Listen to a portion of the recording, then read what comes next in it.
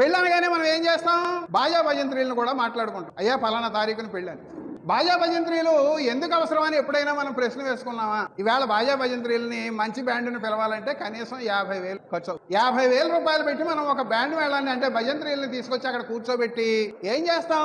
అక్కడ ప్రధానమైన ఘట్టాలు జరుగుతున్న సందర్భాల్లో భజంత్రీలను వాయించండి అయ్యా అని చెబుతాం. వాళ్ళు ఇంకా మైకులు దద్దరిల్లు పోయేటట్టుగా వాయిస్తారు. మనకి ఇంకా ఎవరు ఏం మాట్లాడుకున్నా వినిపించదు. దానికి కారణం ఏమిటి అంటే శకున మంత్రం అని చెప్పి మంత్రం చెబుతాడు పురోహితుడు. అనుహవం పరిహవం పరివాదం పరిక్షపం దుస్వప్నం దుర్దితం దిశభ్యోది చెడ్డకల కనడం, ఏడుపు వినిపించడం, ఎవరైనా దగ్గడం, ఎవరైనా తుమ్మడం, వెనక నుంచి పిలవడం వగైరా దుశ్శకనాలు ఏమైతే ఉన్నాయో అవేమీ కూడా నాకు చెందకుండా నా విరోధి వర్గానికి చెందుగాక అని చెప్పి మంత్రం చెప్పి ముఖ్యమైన ఘట్టాల్లో దుశ్శకనాలు ఏమైనా ఉన్నట్లయితే వాటి ప్రభావం ఎవరికి తెలియకుండా ఉండడానికి బాజా భజంత్రీలని వాయించమని చెబుతారు. అంతకు మించి అక్కడ వేరే అవసరం లేదు వాళ్ళకి. అసలు అక్కడ దాకా ఎందుకు? మనం ఇక్కడ ఆడవాళ్ళు ఉన్నారు, కాస్త కొన్ని విషయాలు వాళ్ళకి కూడా తెలియాలి. జాతక చక్రాలు కలిసిన తర్వాత జరిగేటువంటి ప్రధాన కార్యక్రమం నిశ్చితార్థం. మీ అందరికీ తెలుసు. నిశ్చితార్థం పేరు మీద ఏం చేస్తారు? తమలపాకులు, అరటిపండు పరస్పరం అమ్మాయి తల్లిదండ్రులు అబ్బాయి తల్లిదండ్రులు మార్చుకుంటారు. తమలపాకు స్త్రీ అవయవానికి గుర్తయితే అరటిపండు పురుష అవయవానికి గుర్తు. మీ అమ్మాయిని మా అబ్బాయికి, మా అబ్బాయిని మీ అమ్మాయికి ఇవ్వడానికి మనం ఇరు కుటుంబాలు పరస్పరం అంగీకరించాయి కాబట్టి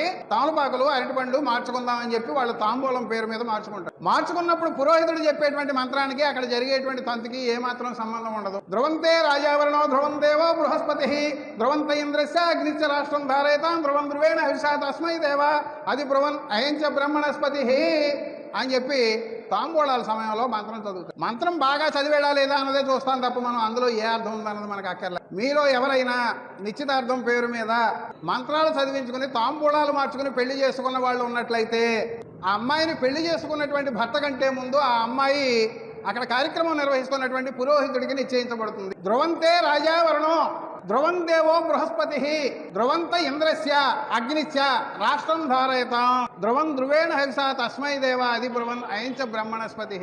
అమ్మా నీవు ముందుగా వరుణదేవుడికి నిశ్చయించబడ్డావు, ఆ తర్వాత బృహస్పతికి నిశ్చయించబడ్డావు, ఆ తర్వాత ఇంద్రుడికి నిశ్చయించబడ్డావు, ఆ తర్వాత అగ్నికి నిశ్చయించబడ్డావు, ఆ తరువాత మనుష్య జాతిలో దైవస్వరూపుడైనటువంటి పురోహితుడికి నిశ్చయించబడ్డావు. వీళ్ళందరూ అయిపోయిన తర్వాత నిన్ను పెళ్లి చేసుకోబోయేవాడు ఎవడో వాడికి నిశ్చయించబడ్డావు. ఈ మంత్రాల ప్రకారం పెళ్లి చేసుకుని భర్త మరణిస్తే పెళ్లి చేసిన పురోహితుడు కనుక మరణించకపోతే ఆవిడ విధవరాలు కాదు లెక్క ప్రకారం. మనకి ఇటువంటి విషయాలు చెప్పినప్పుడు ఏమండి మీరు లేని అర్థాలు కల్పించి చెబుతున్నారు, అసలు ఇవన్నీ నేడు జరుగుతున్నాయా అనేటువంటి సందేహం రావచ్చు. మనుధర్మశాస్త్రం ప్రకారం దానం పుచ్చుకునేటువంటి హక్కు ఒక బ్రాహ్మణుడికి మాత్రమే ఉంది, ఇతరులకి దానం పుచ్చుకునేటువంటి హక్కు లేదు. అధ్యాపనం అధ్యయనం యజనం యాజనం తదాదానం ప్రతిగ్రహం చేయవ బ్రాహ్మణానాం కల్పయతు. చదువుకునేటువంటి హక్కు, చదువు చెప్పేటువంటి హక్కు, యజ్ఞాలు చేయించేటువంటి హక్కు, దానాలు పుచ్చుకునేటువంటి హక్కు ఒక బ్రాహ్మణుడికి మాత్రమే. అందుకనే బ్రాహ్మణుడికి మీరు ఏ దానాలు చేస్తే మళ్ళీ మీకు ప్రతిఫలంగా మరొకటి ఏదో దక్కుతుందో అని చెప్పేటువంటి లిస్టులో 16 దానాలు చెప్పారు వాళ్ళు. ఆ 16 దానాల్లో మొట్టమొదటి దానం కన్యాదానం. ఇవాళ కన్యాదానం జరగకుండా ఎక్కడైనా పెళ్లి అవుతుందా? కన్యాదానం అనేది ప్రథమంగా చేయవలసింది పురోహితుడికి. కన్యా కనుక దాసీచ శకటాశ్వ గజాగృహం లాంగలం కాలపురుషం కాలచక్రం తదాక్షతి మేధస్య మహిషీశైవ శయ్యాచో భైతోముఖి తెలపర్వత విజ్ఞేయ మహాదానాన్ని షోడశ. ఈ 16 దానాలు కనుక మీరు బ్రాహ్మణులకు చేసినట్లయితే మీకు తిరిగి మరింత మేలు జరుగుతుంది. ఏం మేలు జరుగుతుంది? ఆ 16 దానాలు ఏమిటి? కన్య, కనక, దాసి, శకట, అశ్వ, గృహ, ఇలా 16 దానాలు చెప్పారు. మనం కన్యను దానం చేస్తే ఆయన తిరిగి చేసేటువంటి దానం ఏంటి? ప్రతిఫలం మనకేమొస్తుంది? గర్భాధానం వస్తుంది. అంటే పూర్వం సమంత్రకంగా కనుక వివాహం జరిగితే ఆ వివాహం చేసుకున్న అమ్మాయిని మొట్టమొదట అనుభవించేటువంటి హక్కు పురోహితుడికి ఉండేది. పురోహితుడికి ఈవేళ హక్కు ఇవ్వలేము, ఎందుకని నాగరికత పెరిగింది కాబట్టి. అందుకని పురోహితుడిని అమ్మాయితో పాటు గదిలోకి పంపడం ఇష్టం లేక ప్రమాదం లేని చిన్నపిల్లాన్ని తీసుకొచ్చి తోడిపెళ్లి కొడుకు అని చెప్పి పక్కన కూర్చోడు. తోడిపెళ్లి కొడుకు బ్రాహ్మణుని తప్పించిన తర్వాత వచ్చినటువంటి వ్యక్తి. వాడు ఏ 5 సంవత్సరాల వ్యక్తో 4 సంవత్సరాల వ్యక్తి అయితే ఏ ప్రమాదం ఉండదు కాబట్టి చిన్నపిల్లలను తీసుకొచ్చి తోడిపెళ్లి కొడుకు అని చెప్పి ఈవేళ మనం ప్రతి విషయంలోనూ కూడా విలువల దగ్గరికి వచ్చేటప్పుడు కూడా పౌరాణిక విలువల్ని మనం ఈవేళ జీవిత విలువలుగా స్వీకరిస్తున్నాం తప్ప మనుషులుగా ఆధునిక మానవులకు ఉండవలసిన విలువలు ఏమిటి అనేటువంటిది మనం పట్టించుకోవడం. ఇప్పుడు ఆడవాళ్ళు ఉన్నారు, వాళ్ళని ఏమైనా దీవించవలసి వస్తే పురోహితుడు ఏం చెబుతాడు? సీతారుందత్య హల్యా ద్రౌపది తార మండోదరి దమయంచాది మహాపతివ్రతానాం అని చెబుతాడు. ఈ జాబితా మళ్ళీ ఒకసారి చెబుతున్నాం చూడండి. సీత, అరుంధతి, అహల్య, ద్రౌపది, తార, మండోదరి, దమయంతి. ఇందులో ఒకే భర్తతో దీర్ఘకాలం సుఖంగా జీవించిన వాళ్ళు ఒక్కళ్ళు కూడా లేరు. ముందే ఎవరిని చెప్పారు? సీత అని చెప్పాడు. ఇవాళ నీకు ఎలాంటి భర్త కావాలమ్మా అంటే రాముడు లాంటి భర్త కావాలని చెప్పేటువంటి వాళ్ళు చాలా మంది ఉన్నారు. రాముడిలాగా గర్భవతిగా ఉండగా అడవులకు పంపేసే భర్త కావాలంటే ఏ స్త్రీ కోరుకో. సంశయించు భర్త సహచర్యము చేయ సాధ్యపడునే ఎట్టి సాధ్వికైనా సీత భూమి వచ్చే శ్రీరామచంద్రుడి కూడి ఉండలేక అన్నాడు కవి. అనుమానం మొగుడుతో కాపురం చేయడం ఎవరికైనా సాధ్యపడుతుందా? అలా కాపురం చేయలేకనే సీత భూమిలో దూరి చచ్చిందని. మనం ఏం చేస్తాం? ఇక్కడ పెళ్లి జరిగితే పలానా వాళ్ళకి పెళ్లి అవుతోంది, ఆ పెళ్లి కార్యక్రమాన్ని సక్రమంగా నిర్వహించుకుందాం, ఆనందంగా నిర్వహించుకుందాం అన్నది మానేసి శుభలేఖ మీద ఏం రాస్తాం? జానక్య కమలామలాంజలి పుటేయ పద్మరాగాయిత న్యస్తారాగవ మస్తకేచ విలసత్కంద ప్రసూనాయిత స్రస్తా శ్యామల కాయకాంత కలితాయ ఇంద్రనీలాయిత ముక్తాస్తా శుభదా భవంతు భవతాం శ్రీరామ వైవాహిక. సీతారాముడు తలంబరాలు పోసుకున్న ఘట్టాన్ని తీసుకొచ్చి మనం శుభలేఖల మీద రాస్తున్నాం. అదే క్రైస్తవులు అయితే ఏం రాస్తారు? వివాహం అన్ని విషయంలోనూ ఘనమైనది.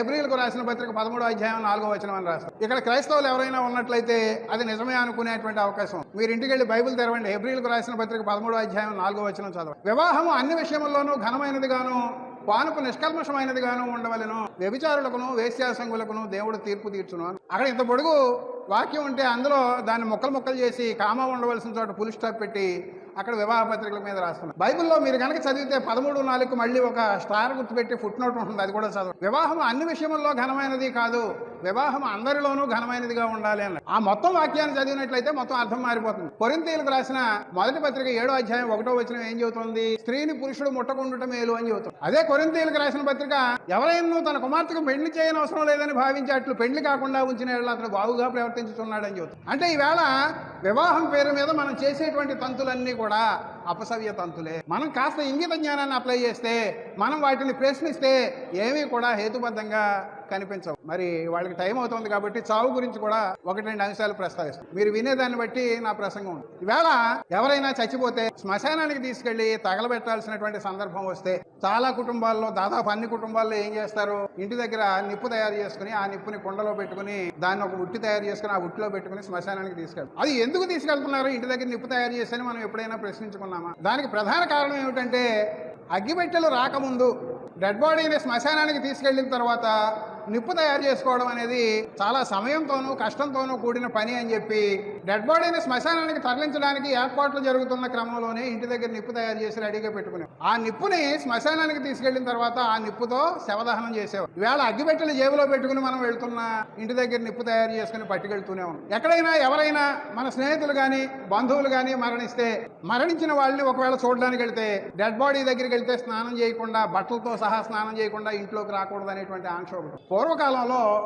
ఈవేళ కరోనా వచ్చినట్టుగా ప్లేగు, కలరా వంటి వ్యాధులు వచ్చినప్పుడు గ్రామాలు తుడిచిపెట్టుకుపోయి, అలాంటి క్రమంలో అవి ఒక వ్యక్తి నుంచి మరొక వ్యక్తికి సోకుతున్న వ్యాధులు అని గుర్తించిన కారణంగా మన పూర్వీకులు ఏం చేశారు? అంటు వ్యాధులతో ఎవరైనా మరణించిన సందర్భాల్లో వాళ్ళని చూడడానికి వెళ్ళిన వాళ్ళు మొత్తం బట్టలతో సహా స్నానం చేసి ఇంట్లోకి రండి అని చెప్పి. ఈవేళ లారీ యాక్సిడెంట్లో చచ్చిపోయిన వాడిని ఇంటికి తీసుకొస్తే కూడా మనం 100 గజాల దూరం నుంచి చూసినా ఇంటికి వెళ్ళి బట్టలతో స్నానం చేయకుండా లోపలికి రాకూడదు అనేటువంటి భావనతోటే ఉంది. అట్ ది సేమ్ టైం చచ్చిపోయినప్పుడు మనం పాటించేటువంటి మరో పిచ్చి పని ఉంది. డెడ్ బాడీని శ్మశానానికి తరలించడానికి తీసుకెళ్లేటువంటి క్రమంలో దింపుడు కళ్ళెం ఆశ అని చెప్పి 3 చోట్ల డెడ్ బాడీని దించుతారు. దించడానికి కారణం ఏమిటంటే వైద్య రంగం అభివృద్ధి చెందని రోజుల్లో ఒక్కోసారి మనిషి కోమాలో ఉన్నాడా, నిజంగా మరణించాడా అనేది కూడా అర్థం కాని స్థితిలో డెడ్ బాడీని శ్మశానానికి తీసుకెళ్లిన తర్వాత కూడా శ్వాస ఉన్నట్టుగా గుర్తించిన సందర్భాలు ఎదురైనటువంటి పరిస్థితుల్లో ఏమైనా తుది శ్వాస ఉందేమో అనే ఆశతో ఆ డెడ్ బాడీని శ్మశానానికి తీసుకెళ్లేటప్పుడు దారిలో 3 చోట్ల దించి చెవిలో పేరు పెట్టి పిలిచేవారు. ఒరే సుబ్బరాజు, సుబ్బరాజు, సుబ్బరాజు అంటే ఒకవేళ ఏమైనా నాకు స్పృహ ఉన్న లక్షణాలు ఉంటే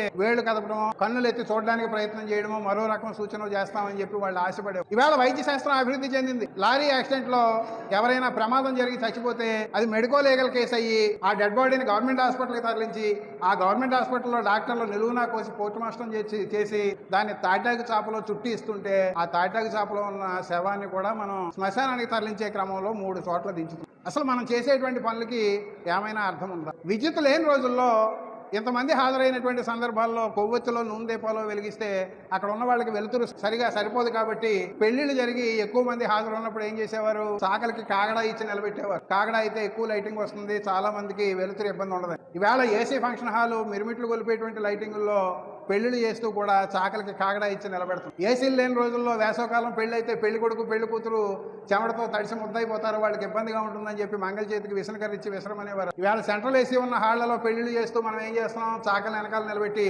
విసనకర్రతో విసరమని చెబుతూనే